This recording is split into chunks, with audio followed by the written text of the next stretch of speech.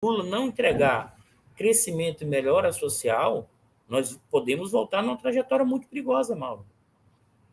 Eu sei que para mim, a minha leitura é que nós estamos num momento de bifurcação histórica. Ou nós avançamos e resolvemos questões mais estruturais, né? Que é o quanto a gente avança enquanto sociedade, quanto corporação dos mais pobres, quanto uma ideia de nação, quanto ideia de nação no sentido aqui que os do andar de baixo seja incorporado finalmente de uma forma mais ampla, né, nas estruturas sociais brasileiras, entendeu, Mauro? E, ao mesmo tempo, vai ter uma resistência enorme dessa burguesia. Né? É nesse sentido que eu falo, as lutas dos anos 60, as lutas dos anos 30, 40, elas permanecem mais vivas do que a luta do final dos anos 70, início dos 80, com a construção da Constituição de 88. As lutas são muito parecidas, elas permanecem mais vivas do que nunca. Claro que acrescidas de demandas ainda maiores, porque com os efeitos das mudanças das placas tectônicas depois do governo Lula, o andar de baixo quer mais. Confuso, numa ordem capitalista, na lógica individualista, mas ele não aceita mais viver como ele vivia. Mauro, o que era a sociedade brasileira nos anos 80 e 90? Eu estou falando aqui dos 50% mais pobres. 70% não tinha conta em banco. Né? O salário mínimo não comprava nada. Nada. O que era para comprar 1 quilo de carne. Eu sei que hoje está difícil. Né? Mas ele comparava os indicadores. Então, com essa ascensão social, eu costumo dizer isso mexendo nas placas tectônicas. Você não volta para trás. O pessoal tentou empurrar de volta, tensiona, provoca, tensão. Né? É nesse sentido que eu falo. Terceira via não tem chance eleitoral nenhuma. Ou seja, se Lula não faz a revolução econômica, o fascismo volta.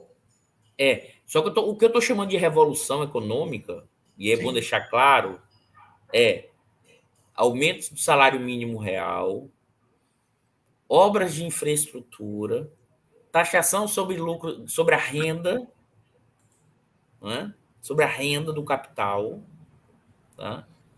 E crescimento econômico puxado por estruturas internas. Né? Difícil hoje pela burguesia brasileira, mas, por exemplo, pode ser puxado pelas empresas estatais. Isso, Mauro, hoje é revolucionário na economia. E a burguesia irá reagir. Você lembra que eu tenho falado isso há muito tempo? O bolsonarismo vai ficar latente, vai ficar. Latente não, porque ele já está expresso, ele não está latente, ele é visível.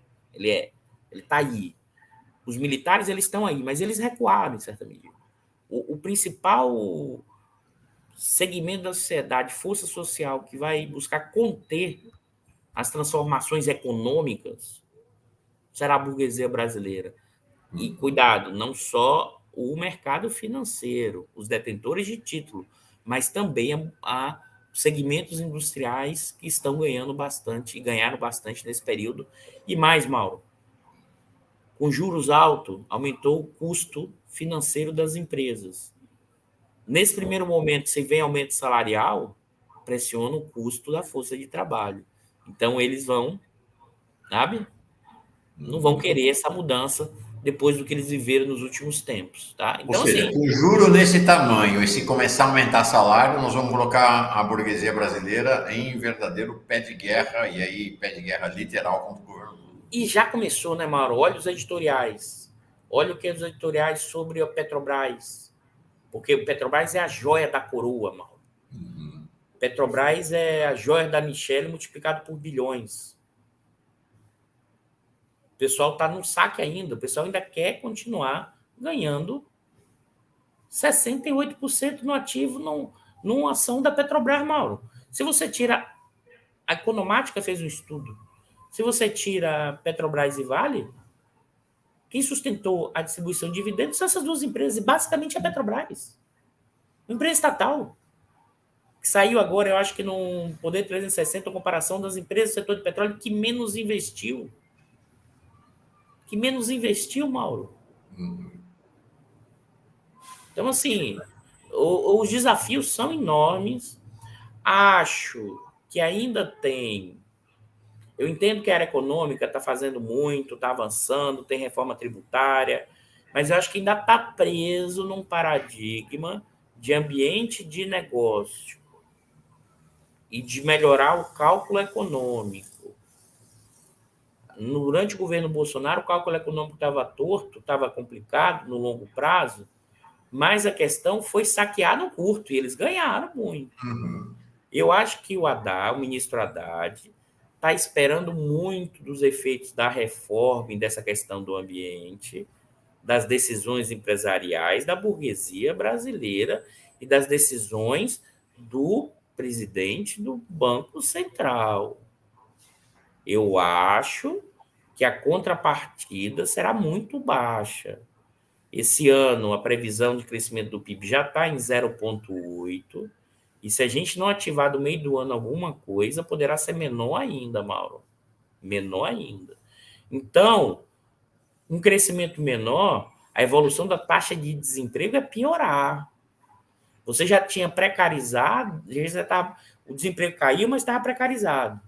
A tendência é que, se você não mantiver um crescimento do PIB, se não reduzir a taxa de juros e não começar um mega projeto de investimento em infraestrutura, que não dá porque está preso, está preso pelo teto dos gastos.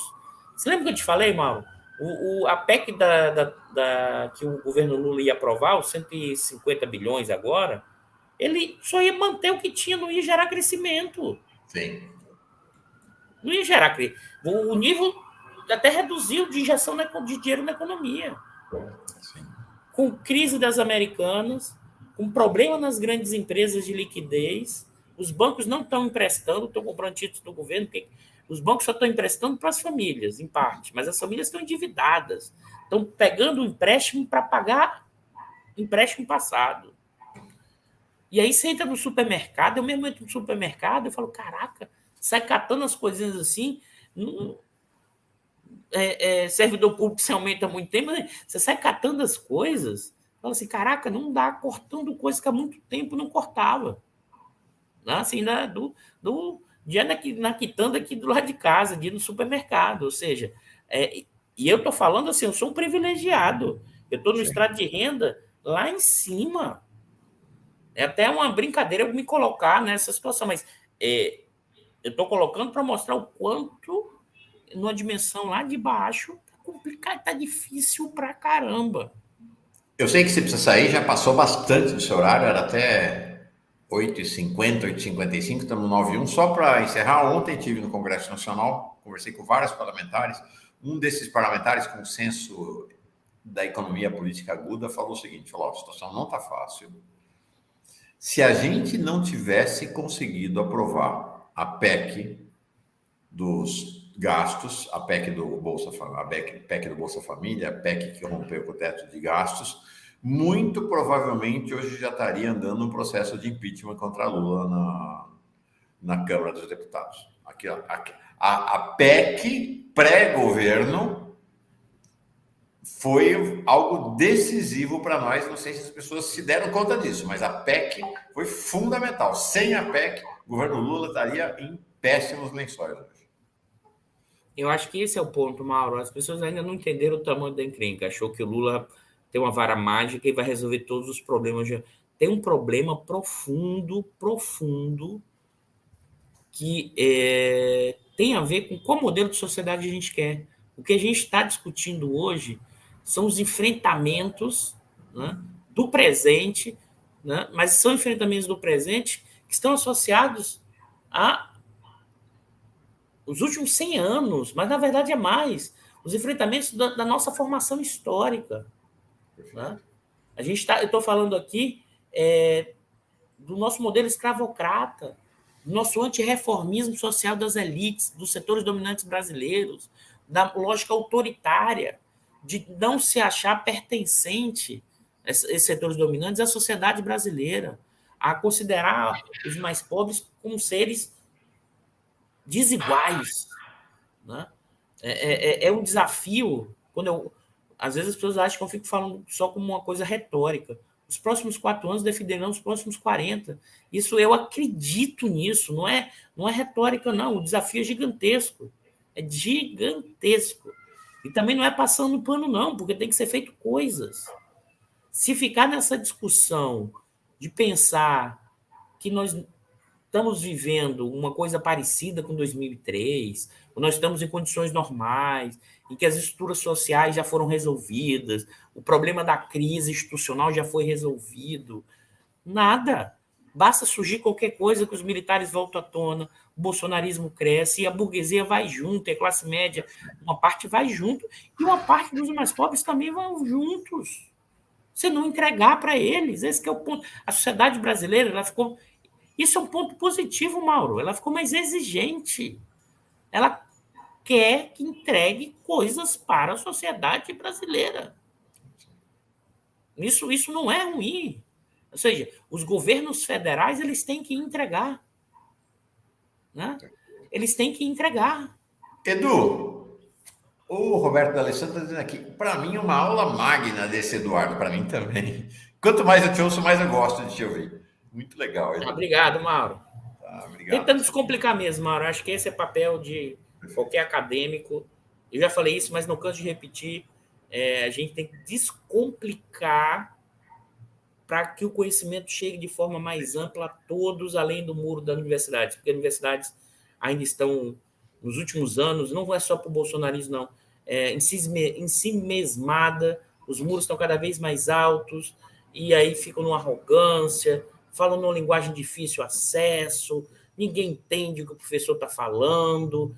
Então, assim, eu acho que isso é uma tarefa, e eu faço essa provocação porque eu faço essa provocação para que os colegas percebam que se eles ficarem paradinhos lá, conversando, fazendo seus artigos acadêmicos, olha, Mauro, eu escrevo bastante artigo acadêmico, eu sei que é uma das partes da minha profissão, eu sei disso, não tem jeito. Mas, se ficar só preso nisso, a universidade vai perdendo a sua função social e seu sentido de existência. Semana que vem tem mais Eduardo Costa Pinto com a gente, toda semana aqui, se a agenda dele permite. É uma alegria ter você aqui, Edu. Bom fim de semana para si. Tchau. Obrigado, Mauro. Abração a todos e todas e todos.